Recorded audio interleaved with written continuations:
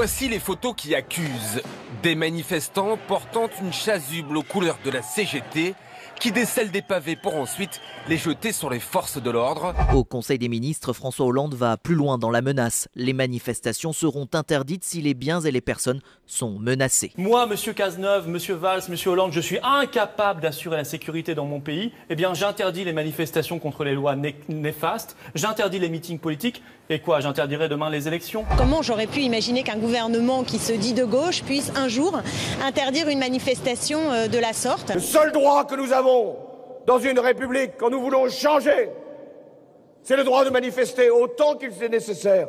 Nous, on est chaud bouillant comme la braise pour aller manifester et continuer à manifester et faire respecter ce droit démocratique élémentaire qui consiste à manifester.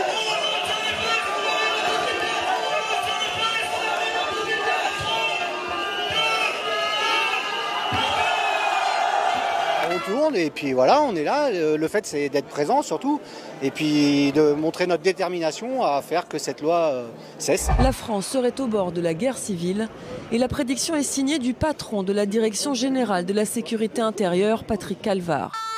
Plusieurs éléments pourraient déclencher ces violences.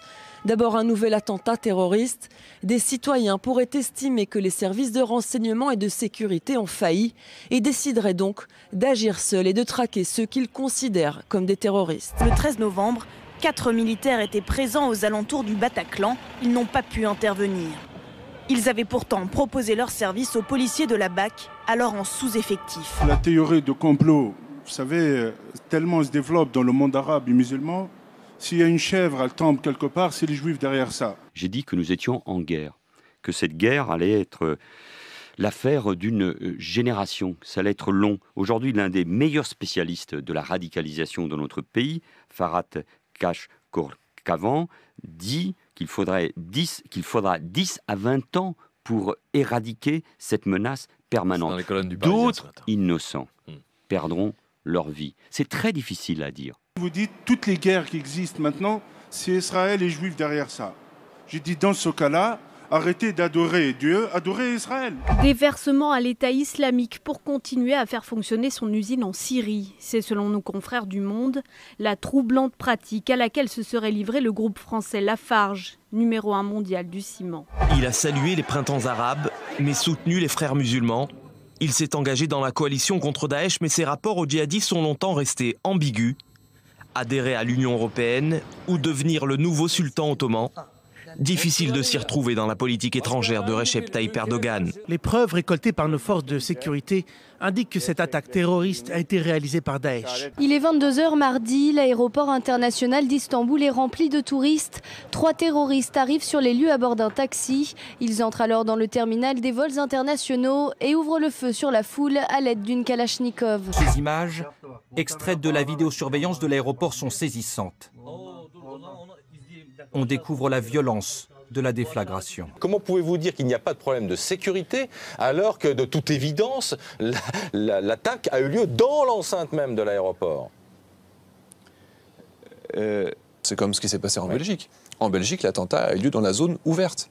Mais ce sont des zones qui sont impossibles à sécuriser. Alors, c'est ce qu'on appelle l'effet plumeau. C'est-à-dire que si vous arrivez à les sécuriser, l'explosion, l'attentat, il aura lieu au checkpoint que vous allez mettre 2 km avant, ou il aura lieu dans une gare ou dans tout autre environnement ouvert. Alors vous me direz, oui, mais j'avais le choix. Payer une amende ou être emprisonné. Bon, j'ai longuement réfléchi. Je ne vous cache pas que c'est pas évident. Tout ce qui tourne autour de ces spectacles permet à Mbala d'engranger des fonds de plus en plus importants. Et lorsque des sanctions pécuniaires tombent et qu'elles sont importantes, comme ça a été le cas aujourd'hui dans la décision qu'a rendue la Cour d'appel, évidemment que c'est un élément majeur. J'irai quand même au cachot. Comme ces hommes qui m'ont inspiré, les Chavez, les Lumumba, les Mohamed Ali, les Mandela, j'irai en prison. Emprisonné comme eux, pour avoir osé imaginer un monde libre. Que ce soit devant le prévenu Mbala ou devant son comparse Soral, nous avons indiqué que nous ne lâcherons rien. Monsieur Kuckerman a rencontré Vladimir Poutine et il lui a remis une lettre officielle dans laquelle il lui demandait expressément de ne pas inviter Dieudonné et Alain Soral. C'est ce jour-là que les instances dirigeantes russes ont sans doute découvert mon existence. Donc je voudrais remercier M. Kuckerman de m'avoir servi d'attaché de presse.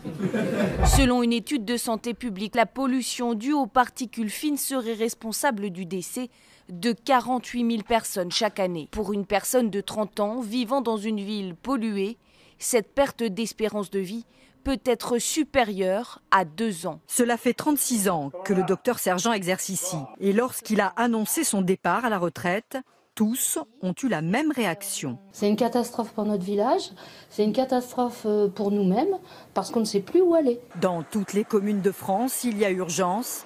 Un quart des généralistes vont disparaître dans les 10 ans à venir. Ce sont près de 28 millions de ménages qui vont recevoir une facture d'électricité plus salée. L'État a 3 mois pour fixer une augmentation rétroactive des tarifs. Impossible pourtant de savoir combien.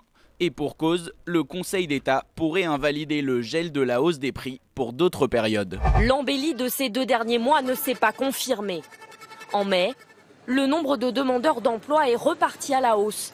Avec 9 200 chômeurs de plus, le gouvernement se dit confiant et insiste sur la tendance des 3 derniers mois qui, elle, est à la baisse. Le taux de chômage au plus bas depuis octobre 2005 au Royaume-Uni. Il est retombé à 5% sur les 3 mois achevés fin avril. Mieux, hors bonus, les salaires ont augmenté de 2,3% sur un an. Une bonne nouvelle pour l'économie britannique en pleine torpeur dans l'attente du référendum du 23 juin sur le maintien ou non du pays dans l'Union européenne. Au milieu des fleurs, des mots pour saluer les convictions de Jo Cox et dénoncer ceux qui distillent la peur.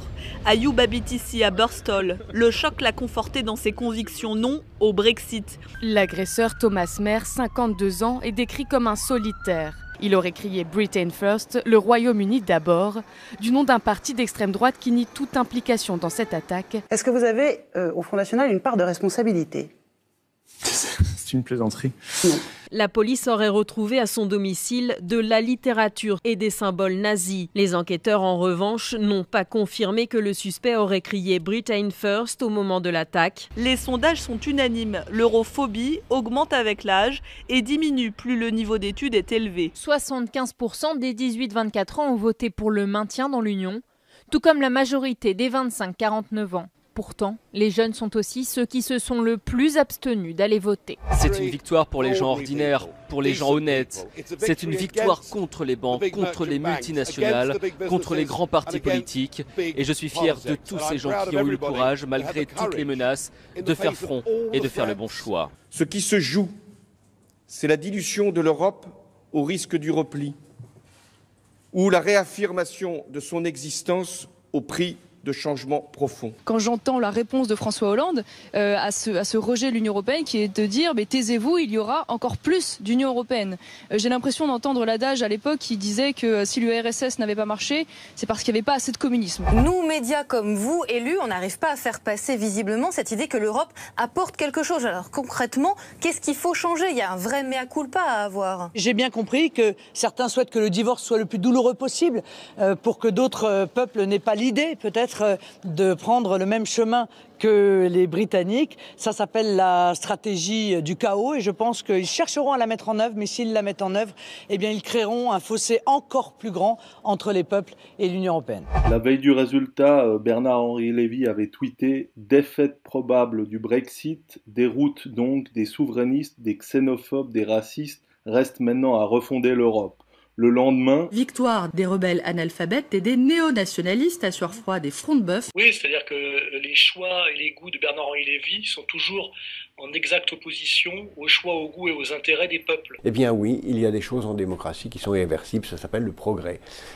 La forme démocratique du gouvernement est irréversible, l'abandon de la peine de mort est irréversible, il y a un certain nombre de choses qui sont des avancées irréversibles de l'espèce humaine. Et la construction européenne fait partie de ces irréversibilités nécessaires. Même si je suis français et que je me sens très français, je me sens aussi en plus londonien d'une part et européen de l'autre. Et donc le Brexit pour moi serait une remise en cause de cette identité et je pense que c'est des réactions qu'il faut combattre. Quelques minutes seulement après les résultats hier, une pétition a vu le jour sur le site du Parlement anglais. Elle demande officiellement la tenue d'un deuxième référendum. Si le vote resté ou quitté est inférieur à 60%, sur un taux de participation inférieur à 75%, alors il devrait y avoir un autre référendum. James O'Malley, 29 ans, a encore du mal à y croire. Déjà plus de 100 000 signataires pour sa pétition en ligne qui réclame le maintien de Londres au sein de l'Union européenne. Quand j'ai lancé ça, c'était un peu comme une blague. Je me suis dit qu'une centaine de personnes peut-être qui me suivent sur Twitter allaient signer. C'était vraiment une blague. Ceux qui nous observent de loin sont inquiets. J'ai vu et entendu et écouté plusieurs des dirigeants d'autres planètes. Ils sont très inquiets parce qu'ils s'interrogent sur la voie que l'Union européenne va poursuivre. Et donc il faut rassurer et les Européens et ceux qui nous observent de plus loin. Il faut qu'on se mette d'accord en France, en Europe, sur qu'est-ce que la souveraineté nationale, qu'est-ce qu'est la souveraineté partagée européenne et le projet, par exemple mon projet qui serait la République fédérale européenne.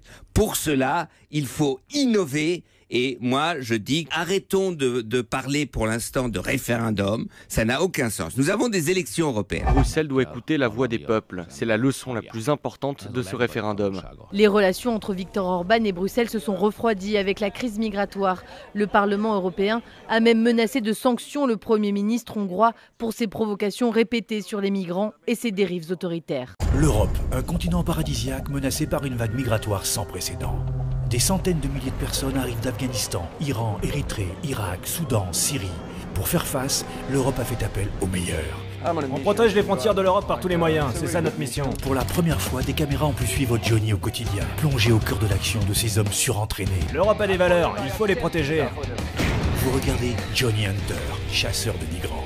Peut-être que De Gaulle aurait accueilli les migrants. Juste dernière question, on est tous sous le choc de la tuerie d'Orlando. Est-ce que ce ne serait pas une bonne idée que la région Île-de-France rétablisse son char estampillé région Île-de-France à la Gay Pride qui arrive, pour montrer que nous sommes tous homosexuels quand ils sont visés? Merci d'avoir regardé le Petit Journal. Au revoir Canal+.